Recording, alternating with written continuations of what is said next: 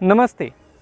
आज बात की शुरुआत करते हैं एससीओ मीट में भारत के बीआरआई वाले स्टैंड से।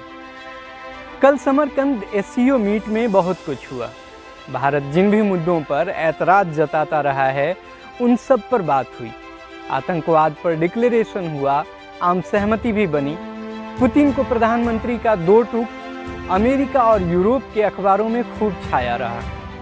पर इन सब में एक ये भी बात रही कि एससीओ देशों ने बीआरआई को अपना सहयोग और सहमति दिया। दरअसल चीन भी अपनी स्लो होती इकॉनमी से परेशान है और अब उसको नए मार्केट तलाशने होंगे। इसलिए नए देशों की सहमति बीआरआई के लिए और चीन के लिए ज़रूरी है। चीन के ये नए साथी होंगे सेंट्रल एशिया के कजाकिस्तान, किर्गिस्तान, उज्बेक, पाकिस्तान और रूस। पर समरकंद में भारत ने एक बार फिर से इन सारी चीज़ों से दूरी बना ली। भारत ने दूरी इसलिए बनाई क्योंकि हम जानते हैं कि चीन की मंशा और बेल्ट एंड रोड इनिशिएटिव की खतरे क्या हैं। बीआरआई क्या है ये फटाफट जानते हैं। देखिए, एंशिएंट चीन जिस रूट से यूरोप के साथ बिजनेस करता था उसको सिल्क रूट कहते थे और अब उसी रूट पर फिर से चीन बिजनेस इंफ्रास्ट्रक्चर बनाना चाहता है। इसको OBOR या बीआरआई प्रोजेक्ट कहते हैं। बीआरआई पर हमारा विरोध इस बात का है कि ये हमारे कश्मीर से गुजरता है जो पाकिस्तान में है और ये सब चीन और पाकिस्तान के सोचे समझे साजिश का हिस्सा है।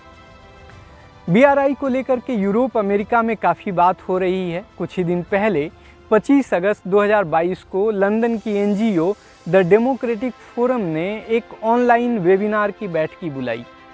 इस बैठकी में इस बात पर डिस्कशन हुआ कि क्या 10 सालों के बाद चीन की महत्वाकांक्षी मेगा परियोजना बीआरआई प्रोजेक्ट सफल हुआ है या इसकी चमक खो गई है और इसके खतरे क्या हैं। फोरम के प्रेसिडेंट लॉर्ड ब्रूस ने जर्मनी के चांसलर ओलाफ स्कोल्ज को कोट करते हुए कहा कि अगला डेट क्राइसिस यानी ऋण संकट चीन के दिए हुए लोन के चलते होगा।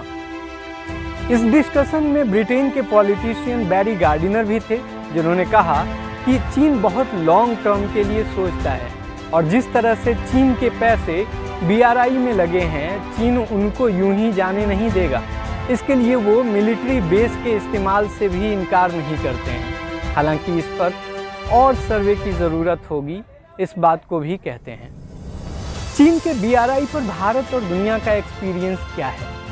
देखिए, 2019 की वर्ल्ड बैंक की एक रिपोर्ट बीआरआई में ट्रांसपेरेंसी के अभाव की तरफ इशारा करती है और ये एक बड़ी समस्या है।